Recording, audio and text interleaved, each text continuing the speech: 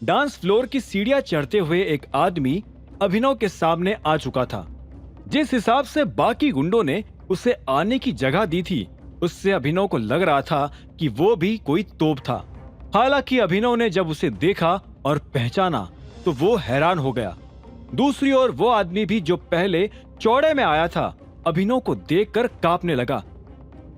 तुम यहाँ क्या कर रहे हो? उस आदमी ने घबराते हुए अभिनव से पूछा।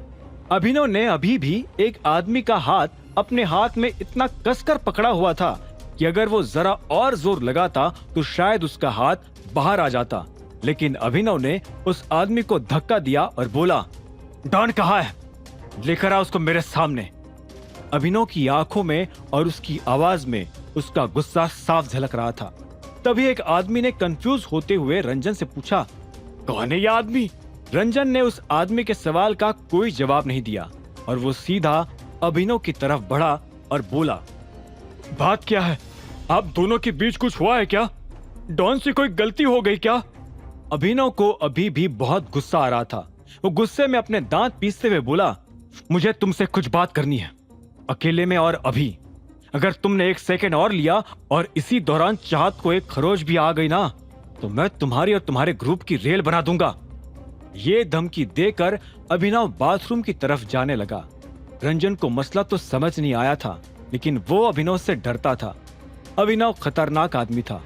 वो अभिनव को रोकना चाहता था और उसे बताना चाहता था कि अभिनव टाइगर के ग्रुप को धमकी देने की कोशिश कर रहा था। लेकिन जब अभिनव आगे निकल गया तो उसके पास अभिनव के पीछे जाने के अलावा और कोई चारा नहीं बचा था। इसी दौरान वो अपने एक आदमी की तरफ पलटा और बोला, जाकर डॉन को बोलना कि मैंने हाथ जोड़कर कहा है कि उस लड़की को हाथ भी ना लगाए और ना ही उसे कुछ कहे। उनको बोलना, बाकी बात मैं उनसे आकर करूंगा। इतना कहते ही वो आदमी जल्दबाजी में अभिनव की तरफ बढ़ने लगा। उधर जब वो आदमी अभिनव के पीछे चला जा रहा था, तब इधर बाथरूम में खड़ा अभिनव गुस्से में था, लेकिन वो साथ ही अपने आप को बेबस महसूस कर रहा था। वो समझ गया था कि अब उसके पास दो ही रास्ते थे, या तो वो इन लोगों को जान से मार दे या फिर इन्हें अपनी असली पहचान बता दे। ठीक तभी रंजन अंदर आया और बोला, मुझे नहीं लगता तुम्हें डॉन से पंगा लेना चाहिए। वो बहुत भारी आदमी है। एक बार जो बात उसके दिमाग में घुस जाती है तो घुस जाती है। फिर भी मैं उससे बात करने की कोशिश करूंगा और इस मैटर को हैंडल करने की कोशिश करूंगा। अभिनव ने उसे एक पल के लिए देखा और बोला, अकरम ने मुझे फोन किया था। उसने बताया कि तुमने उसे फोन किया था। यह सुनते ही रंजन के होश उड़ गए। अभिनव उसके मुंह पर अकरम को उस कहकर पुकार रहा था। इतनी हिम्मत तो पूरे गुड़गांव में किसी की नहीं थी। हाँ, क्योंकि तुमने ही कहा था कि मैं चाहूं तो अकरम सर से बात कर सकता हूं। रंजन के मुंह से यह जवाब सुनते ही अभिनव ने अपनी कमर पर हाथ रखा और एक कदम आगे आते हुए बोला, तुम्हें क्या लगता है उसने तुम्हारा फोन क्यों उठाया होगा? उसने क्यों तुम जैसे आदमी से बात की होगी? और तुम्हें क्या लगता है मैंने क्यों तुम्हें उससे बात करने को कहा होगा? तुम्हें क्या लगता है इस वक्त कौन खड़ा है तुम्हारे सामने? अभिनव सवाल पर सवाल दागे जा रहा था और अभिनव के हर सवाल के साथ रंजन और घबराता जा रहा था। उसने एक गहरी सांस ली और अपनी पलकें झपकाते हुए बोला, मुझे कुछ समझ नहीं आ रहा है। तुम कौन हो? देखो मैं ये तो जानता हूं कि तुम मारते बहुत बुरा हो और तुम किसी के साथ कुछ गलत नहीं होने देते हो। यह जवाब सुनकर अभिनव और एक कदम आगे आया। उसके सिर्फ आधे चेहरे पर रोशनी नजर आ रही थी। उसने अपनी भारी सी आवाज में कहा, अभी भी तुम्हें कुछ समझ नहीं आया? बुद्धि इतनी मोटी है क्या? मैं तुझे यह नहीं बताऊंगा कि मैं कौन हूं, लेकिन मैं तुझे यह बता देता हूं कि मेरा एक फोन तुम्हें इस धरती से गायब करवा सकता है। उसके बाद तुम लोगों को तुम्हारा टाइगर भी नहीं बचा पाएगा। यह सुनते ही रंजन के होश उड़ गए और साथ ही उसे बुरा भी बहुत लगा। अभिनव ने अब तक जो कुछ कहा वो सब उसने जैसे तैसे सुन लिया, लेकिन वो अपने बॉस टाइगर के बारे में एक भी गलत शब्द नहीं सुन सकता था। वो जानता था कि शहर में टाइगर से बढ़कर कोई नहीं था। रंजन ने चिढ़ते हुए कहा, टाइगर के बारे में इस तरह से बात मत करना। मैं वार्निंग दे रहा हूं, तुम जैसे अरे गेरे लोग टाइगर का नाम भी नहीं ले सकते। यह सुनते ही अभिनव ने उसे एक पल के लिए ऊपर से नीचे तक देखा और बोला, मैं जो कह रहा हूं, टाइगर को उसमें से एक भी बात का बुरा नहीं लगने वाला है और तुम्हें मुझसे टाइगर के लिए लड़ने की जरूरत नहीं है। टाइगर के लिए मैं खुद भी लड़ सकता हूं। यह सुनते ही रंजन एक पल के लिए खामोश हो गया और अगली पल गुस्से में बोला, देखो तुम क्या बकवास कर रहे हो, मुझे कुछ पल्ले नहीं पड़ रहा है। आखिर हो कौन तुम? मैं तुम्हारा बॉस टाइगर। यह सुनते ही रंजन के पैरों के नीचे से जमीन खिसक गई। उसकी शक्ल देखकर ऐसा लग रहा था जैसे उसके दिल ने धड़कना बंद कर दिया था। उसके पूरे शरीर का खून जमा का जमा रह गया था। लगभग 5 सेकंड तक इसी तरह खड़े रहने के बाद आखिर उसने गहरी सांस ली और बोला, अब मेरे पास अपने लड़कों को इधर बुलाने के अलावा और कोई चारा नहीं है। वो तुम्हारे साथ क्या करेंगे मैं नहीं जानता, लेकिन मैं इतना जानता हूं कि तुम्हें टाइगर के बारे में इस तरह से बात नहीं करनी चाहिए थी। तुम्हें टाइगर की इंसल्ट नहीं करनी चाहिए थी। रंजन को लगा कि अभिनव ये सुनते ही घबरा जाएगा या माफी मांगेगा, लेकिन उल्टा वो ये सब सुनकर हंस रहा था। उसने हंसते हुए कहा, तुम अपने बॉस को मारने की धमकी दे रहे हो। तुम्हें याद है ना, टाइगर ऐसी हरकतों को माफ नहीं करता। रंजन चुपचाप खड़ा अभिनव को देख रहा था। वो जिस कॉन्फिडेंस के साथ रंजन के सामने खड़ा था, उसे देख अब रंजन को भी कंफ्यूजन हो रहा था। तभी उधर अभिनव ने अपनी अंगूठी खोली और उसमें गुदा हुआ टी रंजन को दिखाते हुए बोला, मुझे पूरी उम्मीद है कि तुमने इस अंगूठी और इस टी के बारे में जरूर सुना होगा। उस अंगूठी को देखते ही रंजन के होश उड़ गए। उसकी आंखें फटी की फटी रह गई थी। उसने अभिनव की तरफ देखते हुए कहा, सब लोग यही कहते थे कि टाइगर की पहचान है उनकी अंगूठी, जिसके अंदर एक खास किस्म का टी गुदा हुआ है। T for tiger. अभिनव ने उसकी बात सुनकर धीरे से हाँ में सिर हिलाया और फिर अपनी शर्ट खोलकर पलटते हुए बोला, फिर तो तुमने इस टैटू के बारे में भी सुना होगा। इतना कहते ही अभिनव पलटा और अपनी पीठ पर बने एक छोटा सा टाइगर का पंजा रंजन को दिखा दिया। रंजन उस टैटू को देखकर हैरान हो गया। इतने में अभिनव ने कहा, यह टैटू मेरे पापा संजय गढ़वाल ने खुद मेरी पीठ पर बनवाया था। खुद अभिनव को इस टैटू की असलियत के बारे में कुछ पता नहीं था। उसे इस बात का कोई अंदाजा नहीं था कि उसकी पीठ पर टाइगर का यह पंजा कहां से आया था। कई सालों तक उसने इस गुत्थी को सुलझाने की कोशिश की, यहाँ तक कि टाइगर के आसपास वालों ने उसका इस टैटू की वजह से मजाक भी उड़ाया। लेकिन जब अभिनव को अपनी असली पहचान के बारे में पता चला, तब उसके सामने सारी गुत्थी एक एक करके सुलझने लग गई।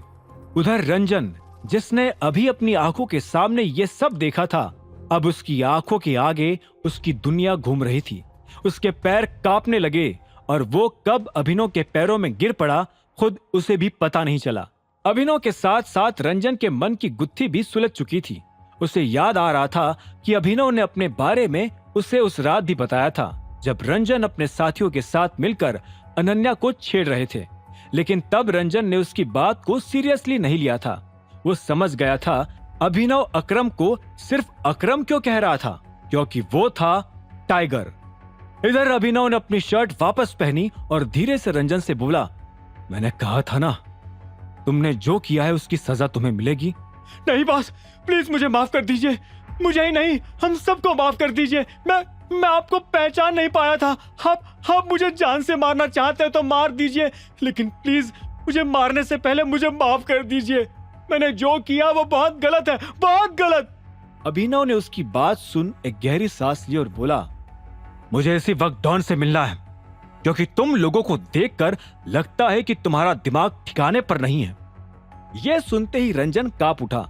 उसने अपने पैरों पर खड़े होने की कोशिश की, लेकिन नाकाम रहा। उसने लड़खड़ाती जुबान से कहा, मैं आपको उसके पास लेकर चलता हूं, लेकिन एक शर्त पर। अभिनव ने तुरंत रंजन के जवाब में कहा और उसे रोकते हुए बोला, तुम्हारे आदमियों को यह पता नहीं चलना चाहिए कि मैं कौन हूं। हम जैसे इस बाथरूम में घुसे थे, वैसे ही यहां से बाहर निकलेंगे। हमारे बीच में कुछ नहीं हुआ, कुछ भी नहीं। रंजन ने जवाब में जोर जोर से हाँ में सिर हिलाया और बोला, हाँ हाँ, जैसा आपको ठीक लगे बॉस। हालांकि अभिनव को इस वक्त जरा भी ठीक नहीं लग रहा था। वो अपनी पहचान छुपा कर रखना चाहता था, लेकिन इस नाजुक मौके पर उसके पास सच बताने के अलावा और कोई चारा नहीं था।